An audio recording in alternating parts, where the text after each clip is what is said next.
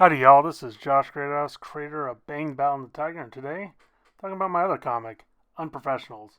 This is my sci-fi cyberpunk. This one is done in a more traditional Western style, so a little bit bigger pages, a lot more detail, and this is me inking this panel and the two panels here. Now, the reason I decided to show this one off, one, Unpro's got a lot more detail. It's the long title's Unprofessional. I'm just going to call it Unpro for short. To kind of show off a little bit more about this is like what a traditional comic book would look like for me. The other reason I wanted to show this one off, if you watch the creepy video, this was inspired by one of the other panels. That panel went it was all negative shape, like in the shadows. This one I was debating about, but I then decided to like merge the shadows into one. You'll see. So this is my traditional inking style digitally. Um, I have a custom pen I got from Brian Selfreeze, the Namiki, which I believe is just a modified G pen if memory serves right. But the thing is, one, this pen size is 25 points. Never changes. Doesn't go bigger, doesn't go smaller. This one's always that size. And if you're going to try to ink digitally, ink slightly bigger than you're comfortable with. You kind of get used to it, and that's how you can get like thick lines. You'll eventually get thin lines. I can get like wispy thin lines with this. The other thing, this is heavily edited. I just want to make that clear. Like, this was me. I went through, scrubbed all the pauses. This is sped up about 3 times the mark or of the usual. So, yeah, I wish I was this fast in reality.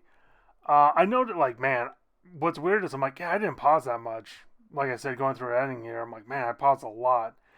And it could be stuff like getting a drink, going to the bathroom, finding a new video, yada yada. So, my character here, Victoria Whispers, her full legal name, she's done. She is spent. And I'm not gonna lie, I've had a lot of fun with this character, and especially getting to this moment, because it's like, how do you draw a character who's just done, just tired? And the other thing is, I want her to look. So she doesn't look this way like the whole. This is a 5-issue miniseries. She starts off like no wrinkles, no decay. Basically, you can find out why. But what's interesting is it's like I want her. I want to keep her looking like a young woman that's just been through the ringer. So the other weird thing about watching this, I've noticed like some minor mistakes, which I'm not gonna fix, but it's like something I need to keep note of. One of them being that jaw. Probably shouldn't point this all out to y'all, but the YouTubes. Matching a face, like, that is always a hard part. And what's interesting is with a guy, mismatch almost looks a little better. With women, like, one line in the wrong place can de-age them. So I think I'm having fun with this because it's like she looks young, but she looks tired. Like, she just looks done. Like, she doesn't look like an old woman, so I'm like, yay. But yeah, like I said, it's me going through, and with this one, I know what the plan is. So most of this is going to be black. We'll get to that later. But it's still like inking the details and trying to figure out like the best way to do things. I I did some things here. I don't know if it's the best case, but I did some things. Oh, so this is one of these things. I do Control Z more than I thought, but that's watching you ink. But another thing I love to do is this. Like, I'll draw the full ear out, then I'll erase where her piercings are. What I like about that is I get those quick lines of the ear, so everything like lines up correctly. But then I can look amazing, and it's quicker because I'm just erasing, like, literally just taking out a chunk of like the ear right here, adding a piercing. So that's a little trick. That's one thing I love about inking digitally.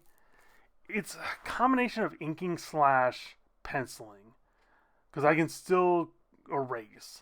And even what's great with Clip, if you hit the C key, anything turns into an eraser, which I use to my discretion a lot. And we're about to see coming up. Me playing around with hair, I need to practice on that, honestly. That's something I'm still a little weak on. I shouldn't be as weak. So, yeah, right here, we're about to see what I talked about when anything becomes an eraser. I'm kind of debating about taking a chunk off her arm, which I like that look. The problem is I don't want to break up the silhouette here, so I decided not to. And then just adding a little bit of detail around, like to make this wound look more gnarly than, not just a line, but actually have it like interact. Oh, and another thing I love to do is ink on different layers. So like I'll ink at this part here, get everything I need, and then like erase what I don't, and then merge it down. And that is the key. I merge a lot of my layers. So at the very end, I want like a nice ink line, and especially for on Pro, I will have a foreground, a middle ground, background, and sometimes even like an extreme background. Not in this case. I kind of just kept everything in this panel, but we'll show you a little later on. And like I said, starting on a new layer, it's easier to ink that hand on a separate layer. Kind of going through, just making sure everything looks good. Also, adding a little bit of point to the nails, it really adds a little something, like breaking up that shape. So figuring out my shadows, where they need to be. Boom, bada bing. And like I said, it's then me going through, lowering the layer, erasing. I hate to admit it, I will merge layers at the wrong time, so I've gotten very good at erasing lines I don't need.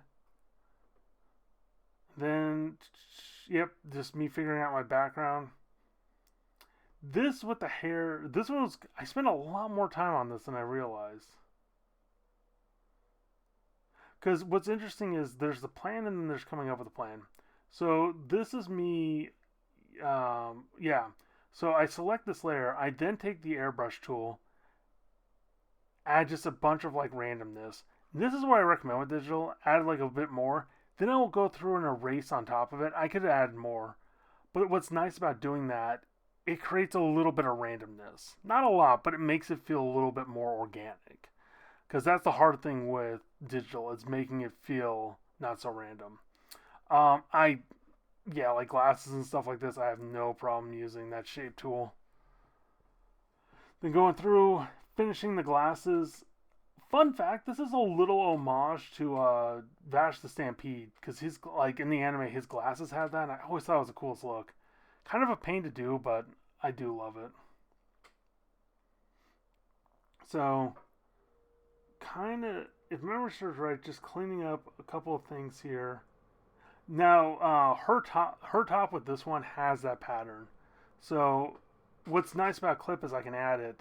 The problem with that top is it's technically not ink ready. So I will bionize, basically change the layer to black and white, select the blacks, and erase the white. So now it looks like an inked line. And, there's certain textures and patterns I don't want to spend all day kind of using. And you'll see like another one coming up here. So this is me selecting my lines. And I think this is one of the rarities. Usually I would like color this layer, but just enough confidence. So I also made like a bunch of black and white layers, finding different arts and stuff like that. So I thought this one would work well. So I wanted the shadows, like her to kind of interact with the shadows a bit. And I think this works well for like characters lost in their own thoughts. So it's kind of me figuring out like this hair, like I said, I had a lot of problems with this hair. Is me kind of going through. And what's cool is it's on a separate layer. So it's like I can experiment. I can try like, hey, let me try breaking up a little shadow here. Let me try this. And I'm trying to figure out like the best way to show light coming off this hair. The thing though is, I think I realized at some point, I'm like, okay, this is just hair. It's not the most, it's not the most important thing. So, yep, right about now. Yeah, I kind of gave up on that. Cutting out the piercings, just adding a little bit more of that shadow.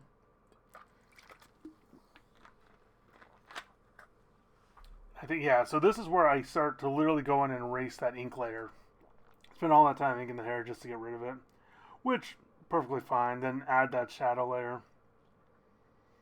Going through, cleaning everything up. Debating how much I want to add, like, of the other piercings.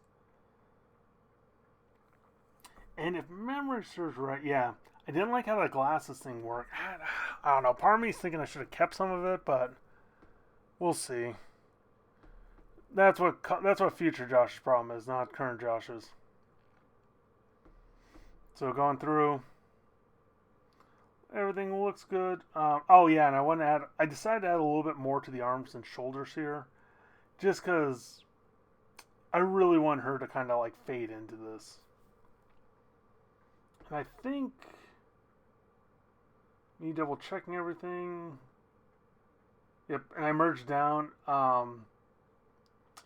So okay, with this layer before it was a vector layer. Then I merged down to make it raster, which is basically pixelated. Then I did the binary to get rid of the white. So like basically it's just pure black. Then I'm going through there and erasing lines. And this is me with an eraser tool, erasing and adding now like adding lines, but erasing some points. Just add a little bit of randomness.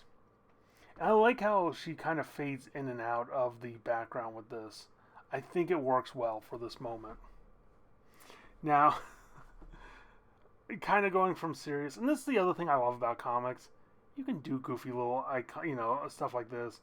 So this is a bit more of my what I would call like traditional inking. It's detailed, but not like as elaborate as that last panel was. But it's what you need. Sometimes sometimes you want elaborate, sometimes you want a little bit more simple.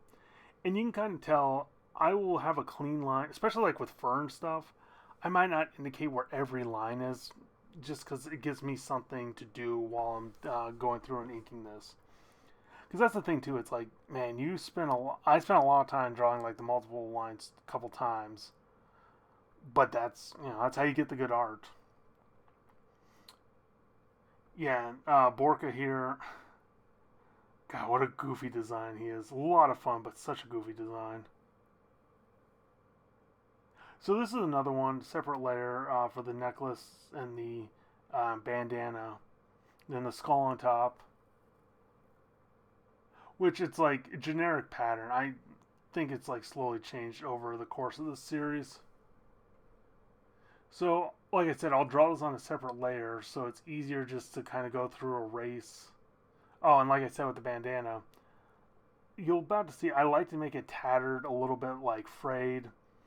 So you should be seeing that. Did I do that? Anyway, here's me highlighting the necklace. I like the idea if it's like a stone. I don't know. It's kind of based off of like Buddhist prayer bead kind of thing. Just more generic look. I guess I didn't add any patterns to the bandana. Oh well. So yeah, it's interesting. Like I said, it's crazy being on this journey because it's like mouth texture, like she doesn't have any of these, and it's kind of crazy because I get to a happy place with this where I'm like, this is exactly how I want to render this, and we're done. So yeah, this is like I said, Unprofessionals. This is my 5 issue miniseries. I do love this series. Bang is kind of taken over a little bit just because like Bang is so streamlined. It's easy to make stuff for Bang. Unpro, it takes a lot of work, but man, it's worth the output. I got more plans with them, so I'm hoping in the future has a little bit more with these two. So that's kind of inking digitally with Clip. I've been doing it over a decade. It's just using the right tools and just learning what you can and can't do with the craft. And what's cool with digital, everyone talks about Control Z, but it's like, man, you got so much more control, like just erasing layers, going through and adding stuff too, which we're about to see with this background. Oh, so with Unpro, you got to think about like, hey, what prints well, but also what sets up future Josh for success. And since I have to color this, I do like Bang is all on one layer. Like I merge everything onto one layer. Part of it that forces me to be simpler. With Unpro, because I'm going to go in there and render and do a lot more detail. So like these two characters will be on their own layer. Like all the foreground, like these two characters will be on a layer.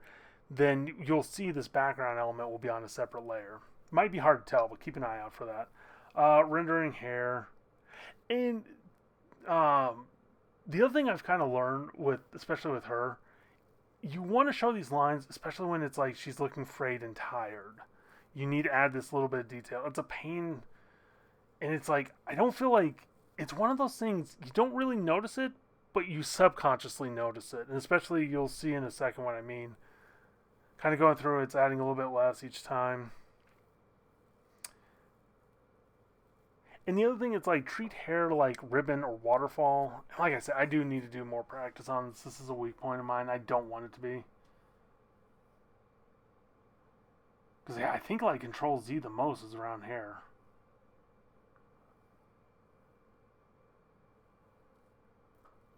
So, once again, just deleting the bottom layer. If you notice, like I'll draw through panels, so I'm just deleting it.